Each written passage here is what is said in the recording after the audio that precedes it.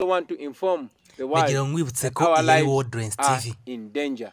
Having survived assassination attempts on the campaign trail, and now being confined at home, still we are being attacked at home by soldiers armed. They've not shown us, they've not told us what they intend to do. They've not told us why they're here. That our only security is letting the world know what is happening to our lives. It's letting the world know what the government of Uganda under General Museveni is doing to us.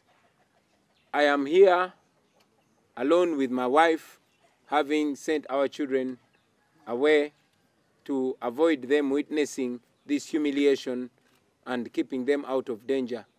We are not under legal detention, but the situation around us shows that we are under house arrest.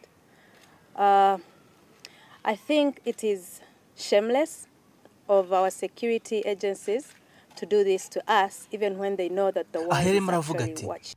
Kandi nanone ndifuza kugira ngo mumenyeshe isi ko ubuzima bwacu buri mu kaga. Ntago nzima mu Museveni yohereje abasirikare be kugota urugo rwanjye. No ukuri pe twaratatswe.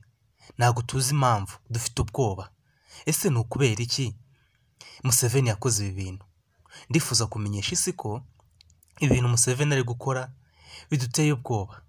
Aya ni amagambo yavugagwa na Robert Kyagulanyi cyangwa se Bobi Wine ari kumwe n'umugore we ubwo yabitangarizaga ikinyamakuru The Guardian cyari cyabasuye iwe mu rugo.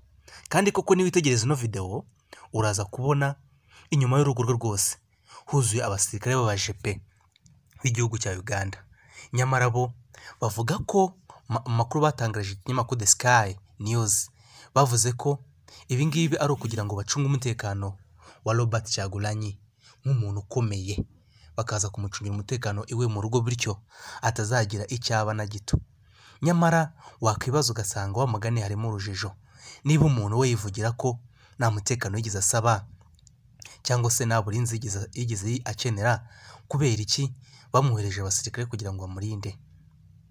Ubusesenguzi bwagiye bukorwa n'ibinyamakuru bigiye bitandukanye bivugwa ko ibi ari ukugira ngo bamugotere we mu rugo, bataza gutuma hari ikintu n'iki na kimwe ashobora kuba yakora, bityo ataza kubasha gukominikana n'abasore b'urubyiruko ba Uganda ngo bajye guteza imidugararo mike mu muhanda hirya no hino mu muhanda mu mijyi itandukanye za Kampala ndetse n'ahandi henshi mu bice by'igihugu. Ibi ngibi ngo kugira ngo bakomeze kumuba hafi uko asohotse, uko agiye, dore ko n'amatelefone ye yose cyangwa se imbuga nkoranyambaga zose zamaze gufungwa. Ntago abasha kuba yahamagara cyangwa se ngo yandike Twitter atwitinge ku rubuga rwa Twitter, cyangwa se abashe kuba yakwandika ubutumwa bugufi kuri WhatsApp yohereze abashaka.